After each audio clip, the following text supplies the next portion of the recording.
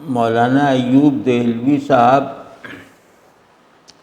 مطلب یہ کہہ لیں کہ جیسے ایک بہت مکمل آدمی تھے، مطلب آدمیت ان کی بہت مکمل، علم بہت پختہ اور عمل علم سے زیادہ. تو وہ مطلب بہت وہ ایسی شخصیت تھے کہ جنہیں دیکھ کر آدمی انہیں اپنا آئیڈیل بنا لے تو وہ اپنے ساتھ بھلائی کرے گا. تو ان کے کاموں کی نوعیت جو ہے وہ 3 طرح کی ہے، جیسے معروف شاہ صاحب نے بہت اچھا تعارف کروایا کہ علم کلام اور ڈاکٹرینل تصوف اور فلسفہ،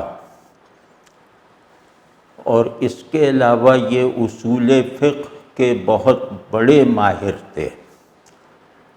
تو یہ ان کے جیسے 4 میدان ہیں جس میں ان کا کام بہت پرزور انداز میں موجود ہے. تو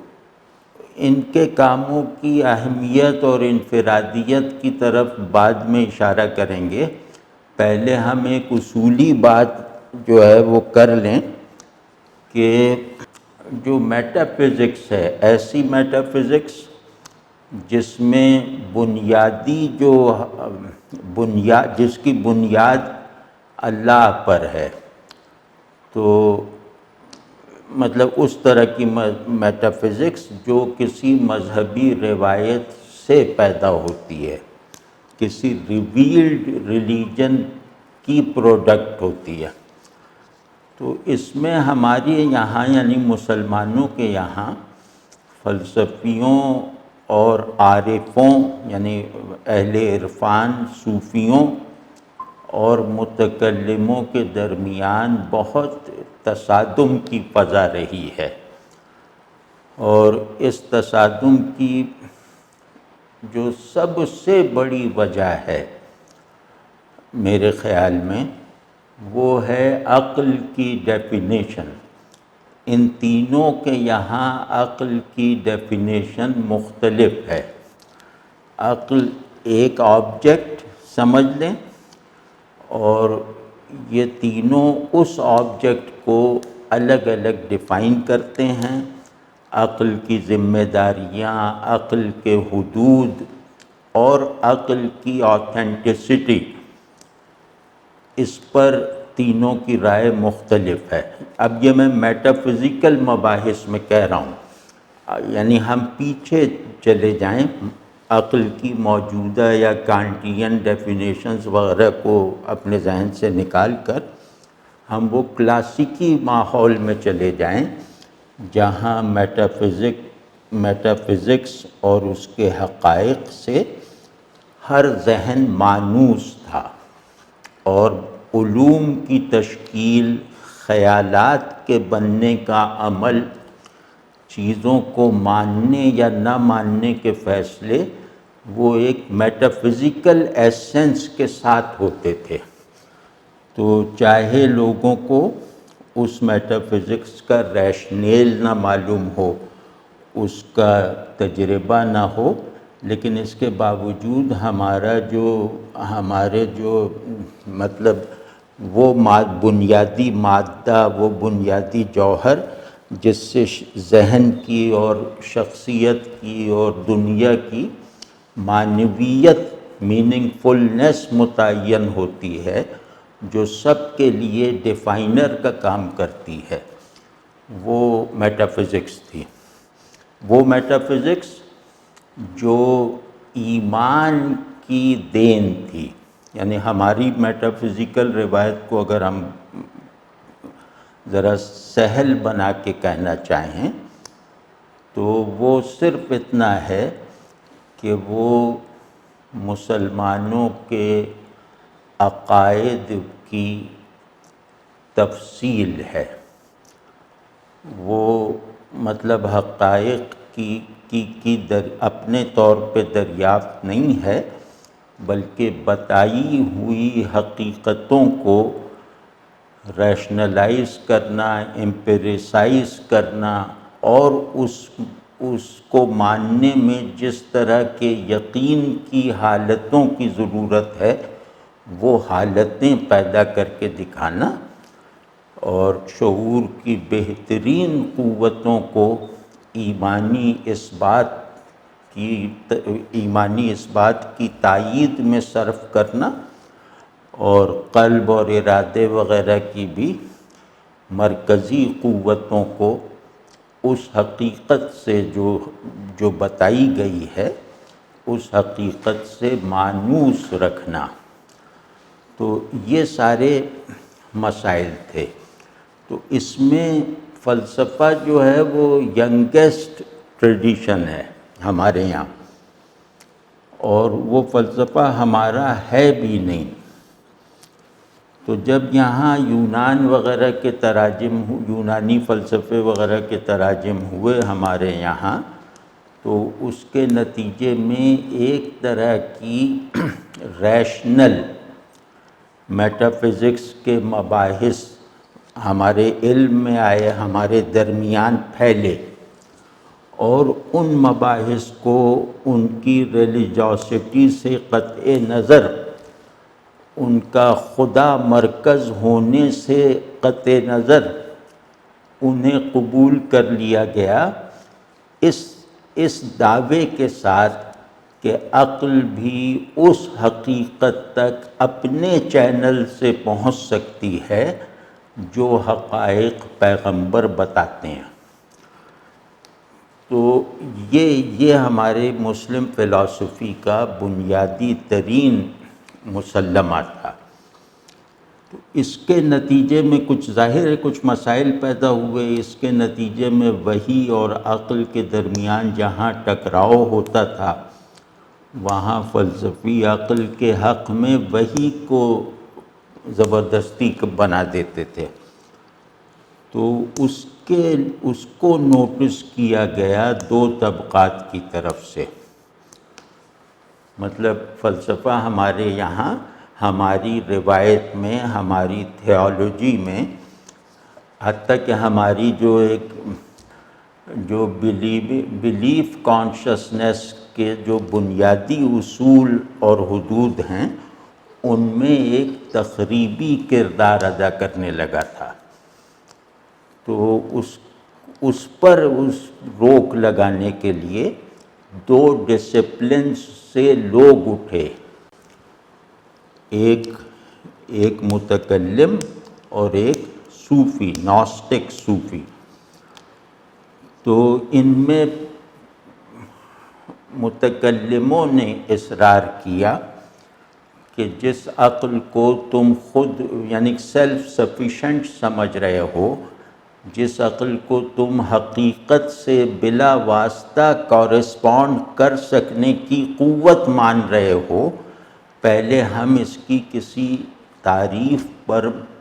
متفق ہو جائیں۔ تو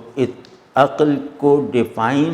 متفقہ طور پر ڈیفائن کرنے کے عمل کی ناکامی کے نتیجے میں پھر پورا کلامی ڈسکورس پیدا ہوا۔ تو پہلے ہمیں سب سے یہ سمجھنا چاہیے کہ عقل عرفانیات میں، کلام میں اور فلسفے میں کیا ہے۔ تو اس کے بعد پھر ان کے اختلافات کی نوعیت حقیقت میں سمجھ میں آ جائے گی، اور ان کے اختلافات ایسے نہیں ہیں کہ صوفی اور متکلم ایک کیمپ میں ہیں اور فلسفی ایک مورچے میں ہیں، ایسا نہیں ہے۔ تصوف اور کلام میں بھی عقل کی تعریف میں اختلاف ہے۔ تو اس میں متکلموں نے جو موقف اختیار کیا، صوفیوں کی طرف ابھی ہم بعد میں آتے ہیں، متکلموں نے یہ موقف اختیار کیا کہ عقل زیادہ سے زیادہ ایمانیات کو اپنی ذہنی ضرورتوں یا معاشرے میں مروج ایپسٹیمک ویلیوز کے مطابق ثابت کرنے کی ذمہ داری رکھتی ہے۔ مطلب اس سے آگے اس کا کوئی کام نہیں ہے، اور عقل وحی کی ماتحتی سے اگر نکل جائے تو پھر وحی میں بیان شدہ حقائق جو ہیں وہ چاہے نام ان کا مشترک رہے لیکن ان کی ماہیت بدل جاتی ہے۔ عقل وحی سے بے نیازی کی حالت میں وحی کے کانٹینٹس پر جب اپنے طور پر غور کرتی ہے اور ان کانٹینٹس کی طرف فہم اور تجزیے کا اپنا راستہ نکالتی ہے تو پھر گویا یہ ایسا ہی عمل ہے جیسے قرآن عقل کے تجربات کا ایک حصہ ہے۔ عقل کے اسٹرکچرز کو جو اینٹیں چاہیے بننے کے لیے ان میں سے کچھ اینٹیں قرآن میں بھی ہیں، تو وہی گویا سپورٹو بننے پر مجبور کر دی جاتی ہے۔ تو وہ جو تخریبی کردار ہے وہ واضح ہے، مطلب ہماری مسلم فلسفے کی روایت میں جو چیز سب سے زیادہ متاثر ہوئی ہے وہ خدا سے ذہنی اور اخلاقی اور عملی تعلق ہے، اور اس سے تصور دنیا بھی بدل گیا، تصور حقیقت وغیرہ بھی وہی جو یونانیوں سے لیا تھا بس وہ ہم پر لاد دیا گیا۔ تو ایک گاڈ لیس تھیالوجی میں، جو گاڈ لیس تھیالوجی تھی، میٹافزکس تھی، اس میں ہمارے فلسفیوں نے تکلفاً خدا کو بھی شامل کر دیا، لیکن وہ خدا کوئی قادر اور علیم اور مطلق اور حاکم ذات نہیں تھی، وہ جو ہے وہ آئیڈیا آف ڈیوینٹی تصور میں پرسونیفائی ہو گیا تھا۔ ہمارے فلسفیوں کی خدا پہ گفتگو پڑھیں تو اس سے زیادہ کچھ نتیجہ نہیں نکلے گا کہ آئیڈیا کو انہوں نے ذہن میں پرسونیفائی کر دیا اور عجیب عجیب طرح کے مباحث چھیڑ دیے کہ خدا کا علم کیا ہے، خدا کی قدرت کی نوعیت کیا ہے، اور خدا کی ذات کا اپنی صفات سے تعلق کیا ہے، اور کیا کائنات کا ذرہ ذرہ اس کی قدرت کے دائرے میں ہے، اس کے علم کے دائرے میں ہے، کیا اس کا جو قدرت ہے ابھی بھی استعمال ہو رہی ہے، جاری ہے، وغیرہ وغیرہ۔ تو ان سب میں فلسفے نے جو جوابات، مسلم فلاسفہ نے جو جوابات قبول کر کے انہیں پیش کیا، وہ سب جوابات روایتی مسلم انٹلیکٹ کے لیے بھی ناقابل قبول اور اجنبی اور ڈسٹرکٹیو تھے۔ تو اس میں جیسے میں مثال دیتا ہوں کہ اس زمانے کا ایک فلسفی ہے، اس سے پوچھیں کہ عقل کیا ہے، تو وہ کہے گا کہ عقل غیب کا اثبات کرنے کے لیے، غیبی حقائق کو ماننے کے لیے اسے جاننے کی واحد قوت ہے۔ یعنی ماننے میں جب جاننے کی ضرورت آ جائے کہ میں جو مانتا ہوں اس کو جان بھی لوں، تو عقل اس تقاضے کو پورا کرنے کی واحد قوت ہے، اور مطلب یہ اس کی ڈیفینیشن کا حصہ ہے فلسفے کی۔ اور ٹیکنیکل زبان میں وہ کہیں گے کہ عقل، اب تھوڑا میں وہ اصطلاحیں بول دوں پھر اس کی شرح کر، کہ عقل یونیورسلز کو پرٹیکولرائز کرنے اور پرٹیکولرز کو یونیورسلائز کرنے والی قوت ہے۔ اب یہ قوت اگر عقل ہے کہ وہ کلیات کو جزیات بنا سکتی ہے، جزیات کو کلیات سے منسوب کر سکتی ہے، یعنی وہ پورا ایگزسٹینشیل اور کانشس آرڈر بنانے کے لائق ہے۔ وجود اور ذہن میں تعلق کی جتنی بھی قسمیں ہیں وہ تمام قسمیں ذہن کے حوالے سے عقل کے قابو میں ہیں، عقل کے تصرف میں ہیں۔ تو اور عقل کا جانا ہوا ہی مانا جائے گا، اور عقل کا مانا ہوا ہی جاننے کی کوشش کی جائے گی۔ یہ ایک ذرا پیراڈاکسیکل سا ہے، لیکن ان کا پورا ڈسکورس ہے عقل کے بارے میں۔ تو مطلب یہ کہ افلاطون سے بھی پوچھتے تو وہ یہی کہتا۔ تو اب اس صورتحال میں جو چیز سب سے زیادہ ایفیکٹ ہو رہی تھی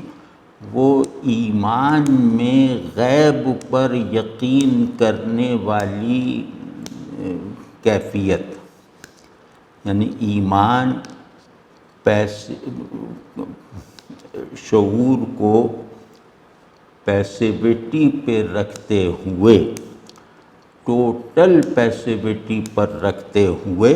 یعنی اس کی اوریجنل حالت میں رکھتے ہوئے کچھ حقائق کو اس سے قبول کروا لینا ہے، تیقن کے ساتھ، اعتماد کے ساتھ، اور پرماننس کی فضا میں۔ تو یہ جو پیسو شعور ہے جو ایمان کو قبول کر کے پھر اپنے نچلے ایکٹیو سرگرمیاں ہیں، یعنی اپنی ایکٹیویٹی کے سب گوشوں کو، سب قوتوں کو، سب مقاصد کو ایمانیات کے تابع رکھتا ہے، کیونکہ پیسو شعور ہی ideas of consciousness, methods of consciousness کا جیسے مطلب یہ یہاں وہ سب ہیں۔ تو جتنا ایکٹیو کانشسنس اپنے پیسو مرتبے میں موجود آئیڈیاز اور مسلمات کو دکھائی دینے والی چیزوں کے ساتھ جو ہے وہ دکھائی دی جانے والی چیزوں کے ساتھ تعلق میں ایک فیصلہ کن قوت کی طرح برقرار رکھتا ہے، تو وہاں تو گویا عقل اپنی متکلمین اور صوفیہ دونوں کے نزدیک عقل پھر اپنے حقیقی دائرے میں ہے، عقل پھر اپنی حقیقی ذمہ داریاں پوری کر رہی ہے کہ پیسو کانشسنس میں موجود آئیڈیاز کو وہ کانسیپچولائز بھی کر رہی ہے، ایکچولائز بھی کر رہی ہے،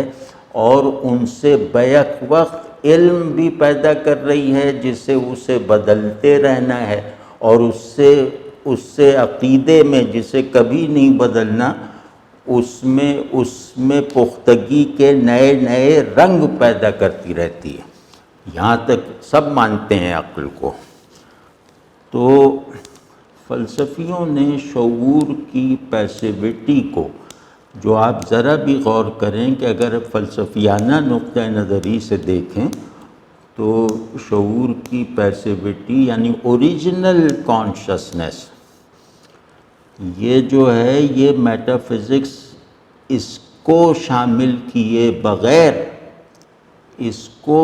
شعور کی دیگر ایکٹیو فیکلٹیز پر غالب رکھے بغیر میٹا فزکس پیدا ہی نہیں ہو سکتی۔ تو کیونکہ میٹا فزکس پیور ٹرانسینڈنس کا ادراک ہے، اس بات ہے، اور اس ٹرانسینڈنس کے ساتھ اسی ٹرانسینڈنٹ ریئل یا ریئلٹی کی جو ہے وہ مینیفیسٹیشنز کا پورا ایک نظام ہے جس کو عقل دریافت کرتی ہے اور اسے بدلتی رہتی ہے، ان کی ترتیب بدلتی رہتی ہے۔ جب یہ ہونے لگا کہ جو اپنے ایمان پر دلیل نہیں رکھتا، اور دلیل بھی ایرسٹوٹیلین لاجک کے مطابق، تو اس کا ایمان کوئی معنی نہیں رکھتا۔ تو جب یہاں تک نوبت پہنچ گئی تو پھر متکلمین نے کہا کہ عقل، جو فلسفی عقل کو جگہ دے رہے ہیں وہ جگہ خدا کی ہے۔ انہوں نے عقل کو گویا حجت مان کر اسے الوہیت کی کرسی پہ بٹھا رکھا ہے، چاہے یہ اسے یہ نام نہ دیں،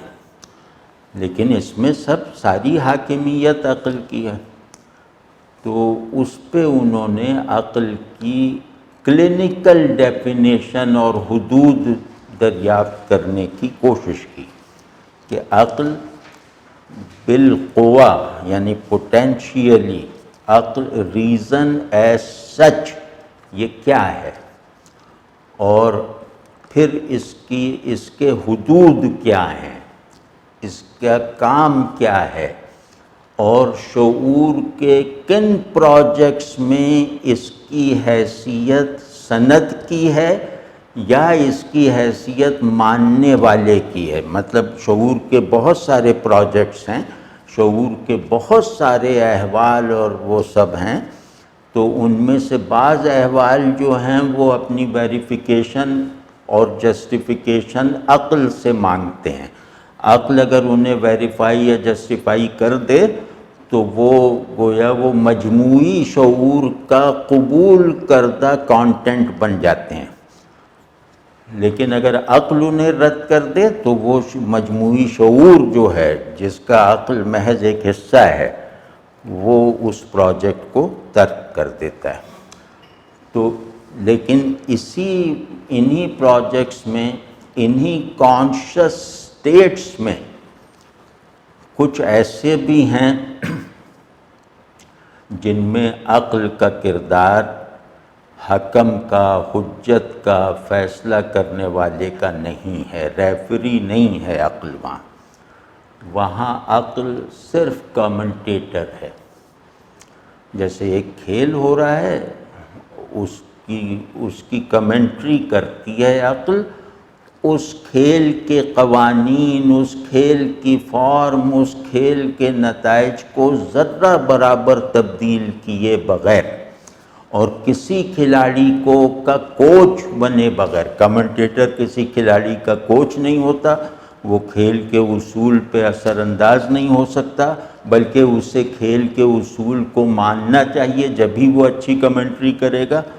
اور وہ کسی کھلاڑی کو تربیت نہیں دے سکتا، وہ کسی کھلاڑی کو یہ نہیں کہہ سکتا کہ تم ایسے کھیلو ویسے کھیلو۔ تو ان اسٹیٹس آف کانشسنس میں جو پرائمری اسٹیٹس ہیں اور جو ہائر اسٹیٹس آف کانشسنس ہیں، پرائمری اور ہائر اسٹیٹس، تو ان میں عقل کا کردار محض پیسو ہے، ایسی پیسیوٹی کے ساتھ ہے کہ عقل ان اصول علم کو، ان پرنسپلز آف کوگنیشن اور افرمیشن کو مانے، اور انہیں مان لینے کے نتیجے میں اپنی تمام سرگرمیوں میں انہیں مرکزی قوت کے طور پر استعمال کرے۔ یعنی یہ عقل کو جس پرائر پرسپیکٹو کی ضرورت ہوتی ہے، عقل کو جاننے، ماننے، ہونے نہ ہونے کے جو سچویشنز ہیں، جو بالکل یونیورسل سچویشنز ہیں، یہ عقل کو ان کے معنی سجھاتے ہیں، یہ آئیڈیاز، یہ عقل کو پابند رکھتے ہیں کہ وہ کائنات سے تعلق میں جو علم کا فلو آتا ہے اس فلو کو قابو میں رکھے اور اس میں یہ فیصلہ کرے کہ مجھے کیا چیز رد کرنی ہے اور کیا چیز قبول کرنی ہے،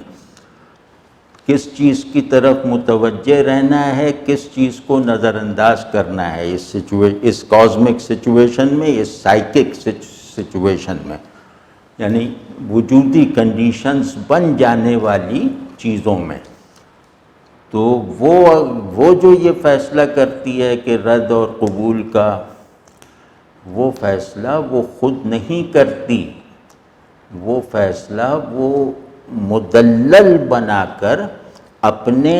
اور اپنے آبجیکٹس پر اپلائی کرتی رہتی ہے۔ تو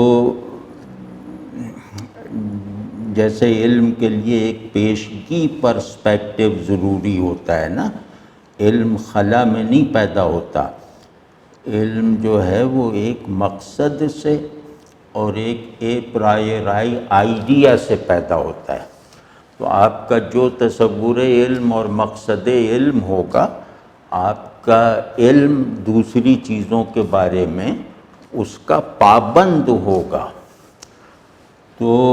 یہ اگر ہم اپنے کانشس آرڈر کو اس کی صحیح ترتیب اور ہائرارکی میں دیکھیں تو ایسا ہوگا۔ تو یہ کیسے ہو سکتا ہے کہ عقل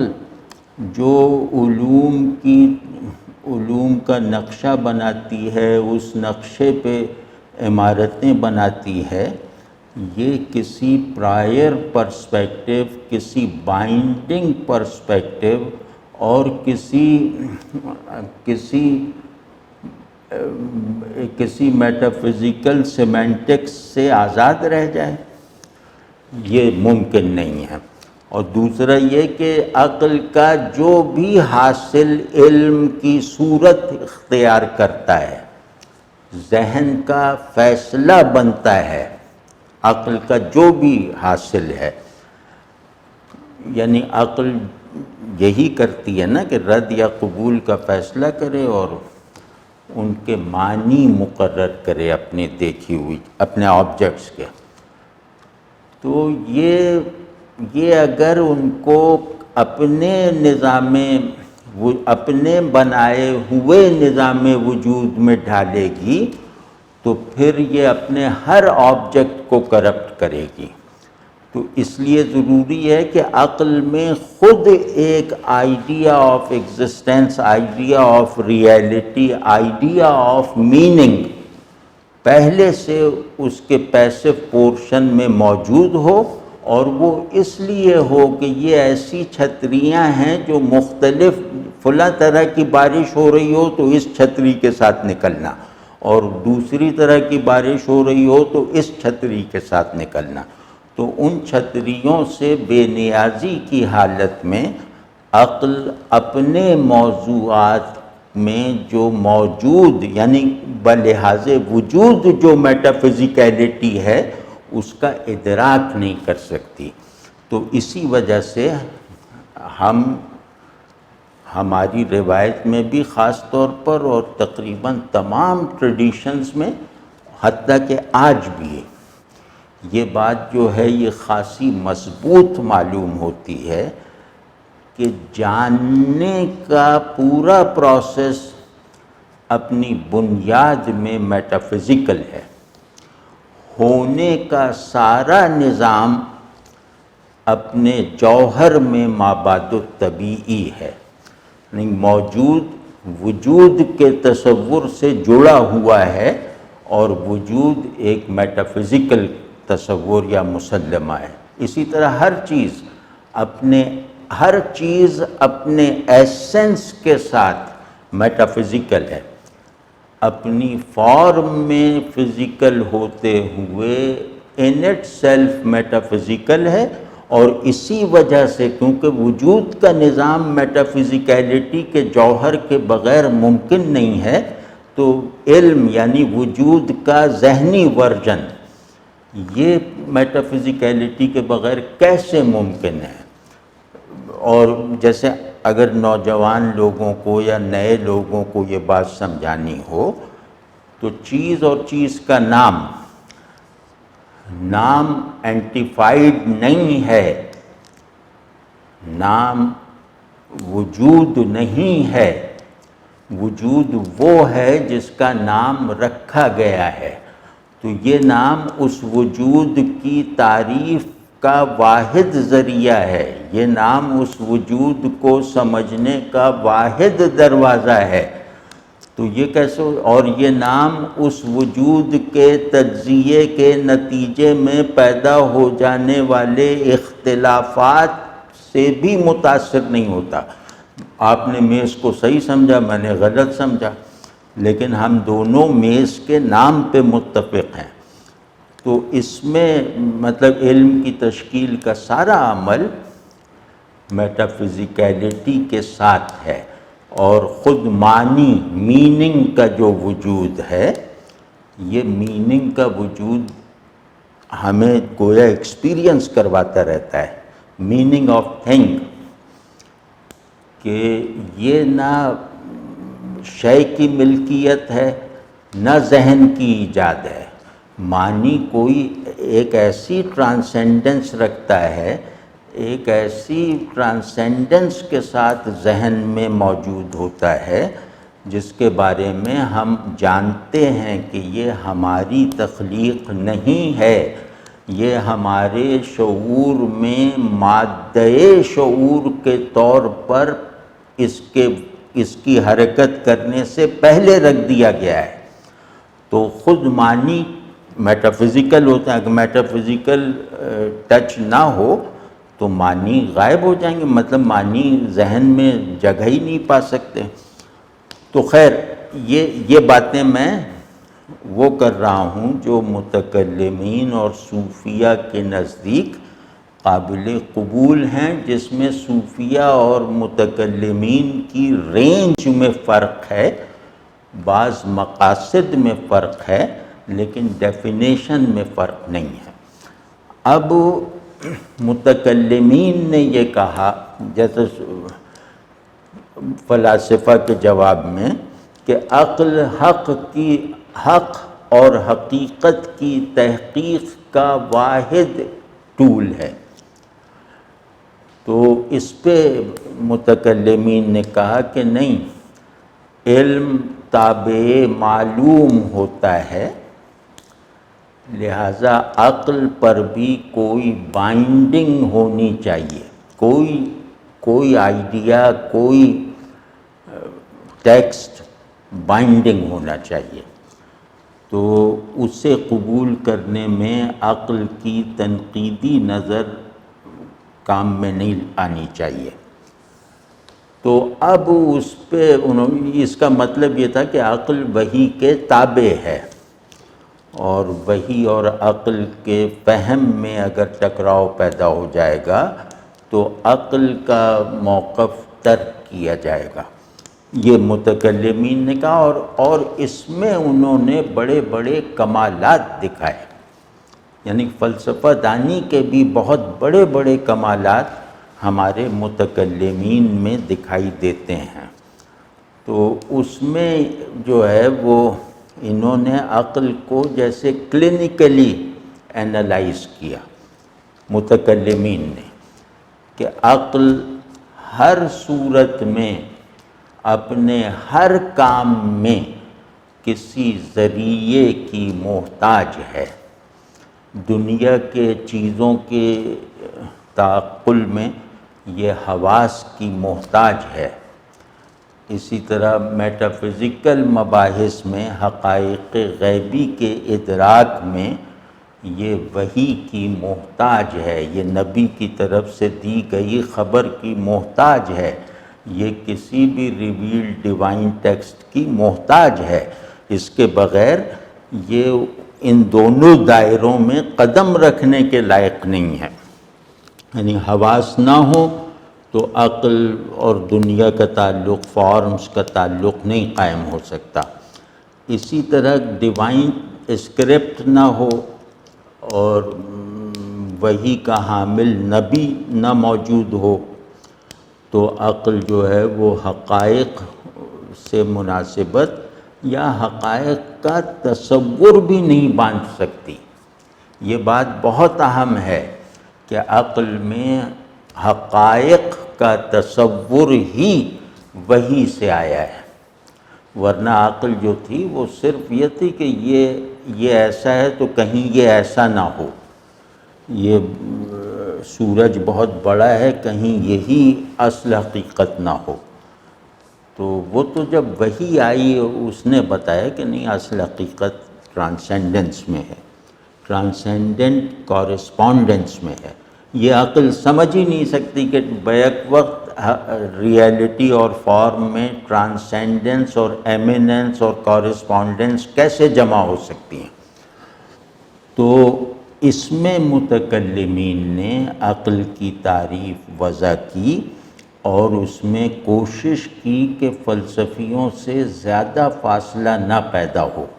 تاکہ لاجک مشترک ہو جائے، استدلال کا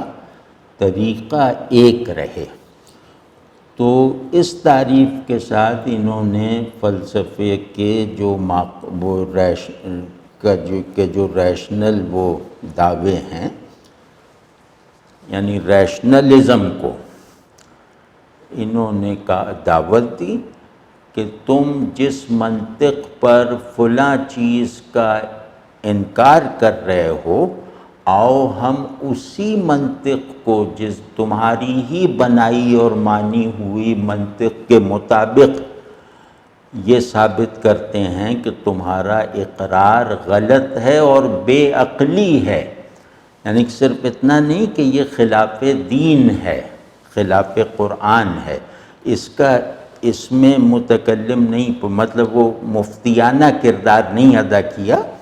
وہ بین السطور چلتا رہتا تھا کہ بھئی یہ خلاف قرآن ہے۔ تو انہوں نے مطلب فلسفیوں کے ساتھ ایک ایسا مباحثہ اور مکالمہ شروع کیا ان کی تردید کرنے کے لیے اور اپنی حفاظت کے لیے، کہ جس مکالمے کی شرائط فلسفیوں کی قبول کی گئی ہیں، یعنی عقل کی ڈیفینیشن فلسفیوں کی مان کر اسے فرض کر کے ان سے کہا گیا کہ اسی ڈیفینیشن کے مطابق ہم تم پر یہ ثابت کر سکتے ہیں کہ تمہاری ڈیفائنڈ عقل جہاں جہاں فیصلے کرتی ہے وہاں اکثر بے عقلی کی مرتکب ہوتی ہے۔ تمہارا جو تصور میں موجود عقل ہے وہ عمل میں موجود ہونے کے لائق نہیں ہے، وہ خود کوئی طاقت نہیں ہے، بلکہ وہ اپنی کمزوری پر راضی رہنے کے لیے طاقت کا ایک تصور ہے۔ تو اس لیے علم کلام کی تعریف یہ کی گئی کہ عقل کے انکار کو عقل ہی کے نظام استدلال کے مطابق اقرار میں بدلنا۔ دین کا عقل جہاں جہاں انکار کرے گی کلی یا جزوی، تو اس کا اسی عقل کی مدد سے دفاع کر کے دکھایا جائے گا۔ یہ ہے علم کلام۔ جیسے وہ ہمارے مولانا نے یہ مقالات ایوبی ہے، ابھی مجھے ایک بات اور کرنی ہے، میں معافی چاہوں گا اگر تھوڑی دیر ہو جائے یا بات لمبی ہو جائے۔ تو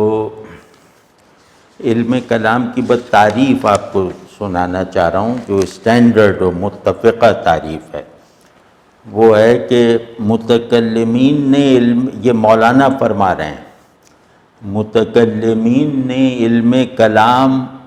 کی یہ تعریف کی ہے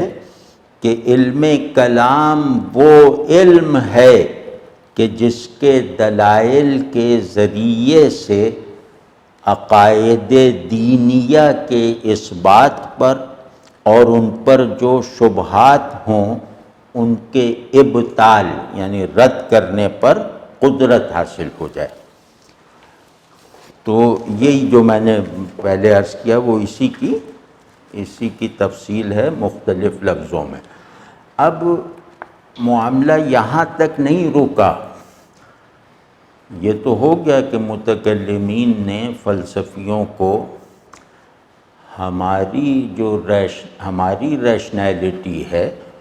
اس کو زیادہ توڑنے پھوڑنے نہیں دیا۔ تو اور وہ فلسفیانہ ریشنلزم چاہے وہ یونانی ہو چاہے معتزلہ کا ہو، ان کو مین اسٹریم میں داخل نہیں ہونے دیا، یہ متکلمین کا بڑا کام ہے۔ لیکن خود متکلمین کے یہاں کچھ مسئلے تھے، کچھ کمزوریاں پیدا ہو گئی تھیں، یعنی عقل کو رد کرتے کرتے ان کے اندر شعور کی جو ورجن ایمانی ساخت ہے وہ متاثر ہو گئی تھی۔ مطلب اپنے دلائل پر انہیں عقیدے کی عبارت سے زیادہ اعتقاد پیدا ہو گیا تھا، اور عقل کی حاکمیت یا عقل کا بہت مرکزی ہونا ان کے اندر بھی سرایت کر گیا تھا۔ تو اس کو جواب دیا ہے صوفیہ نے، یعنی متکلمین نے فلاسفہ کی تردید کی،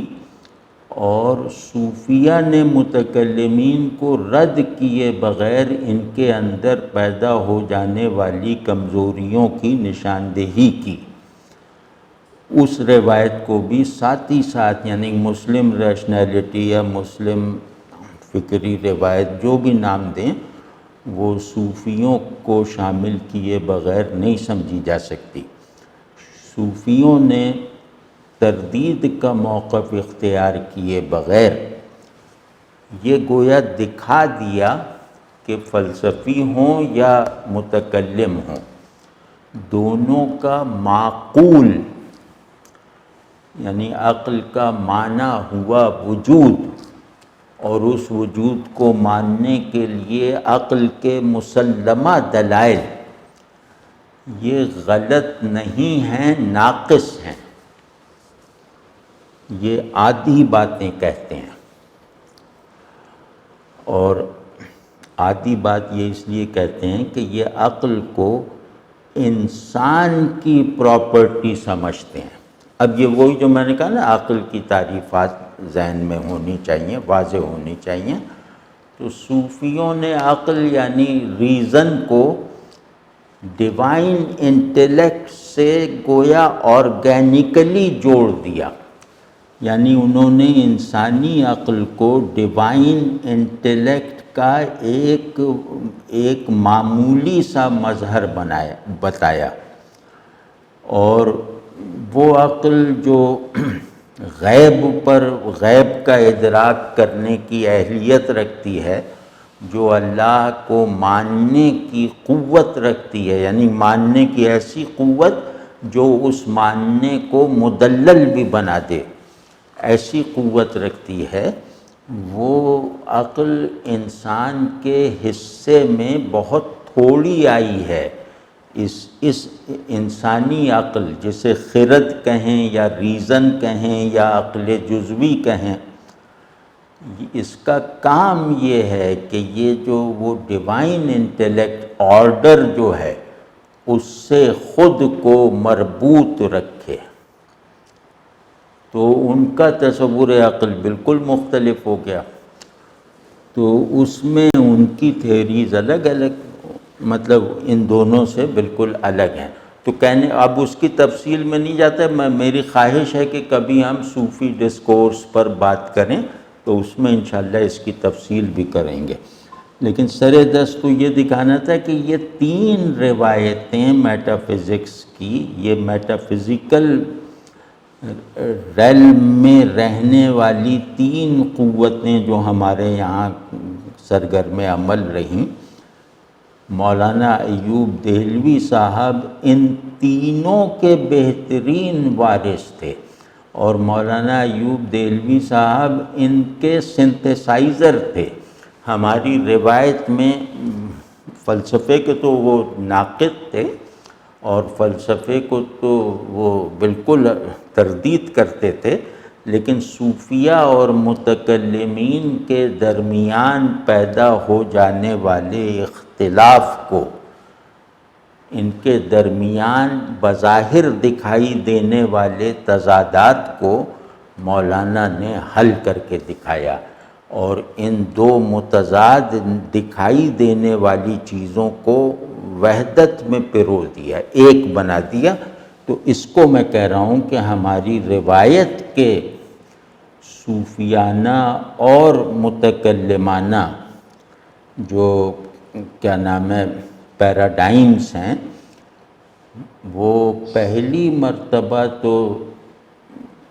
غزالی نے جوڑے،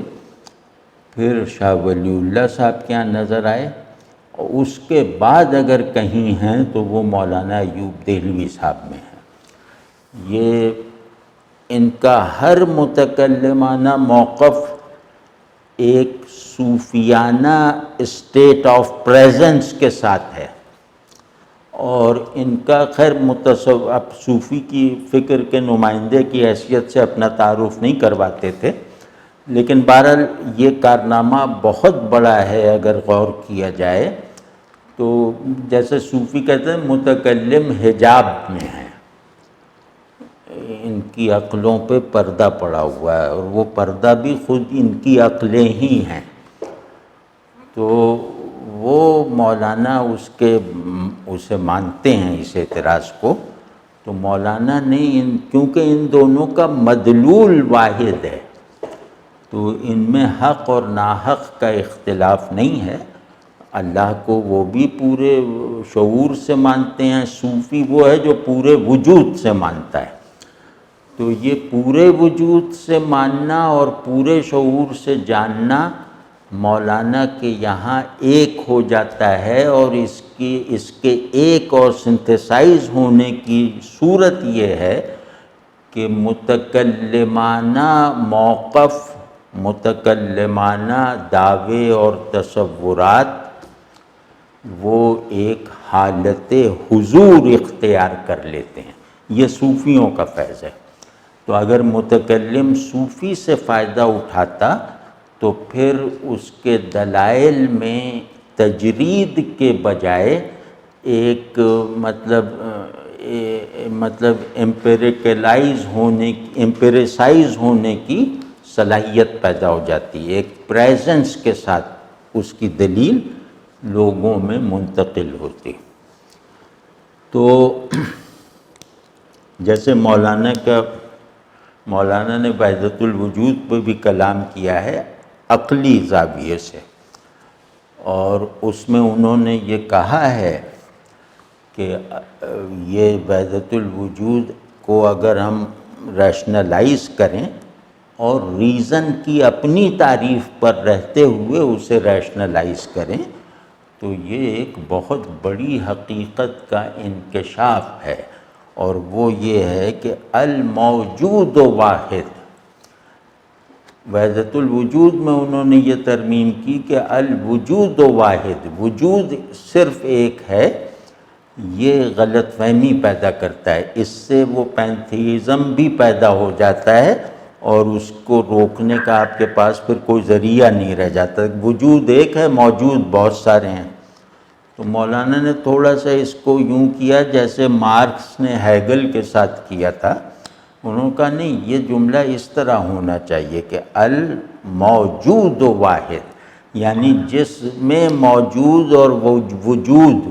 فارم اور ایسنس کی غیریت ختم ہو گئی ہے، جسے موجود کہو تو بھی ٹھیک، وجود کہو تو بھی ٹھیک، تو وہ ایک ہی ہے اور وہ اللہ ہے۔ تو یہ بہت ہی بڑی کریکشن کی ہے مولانا نے، اور یہ کریکشن کرنے کے بعد متکلمین اور صوفیہ میں ایک وحدت کی گنجائش نکالی ہے، ایک پروڈکٹیو وحدت کی۔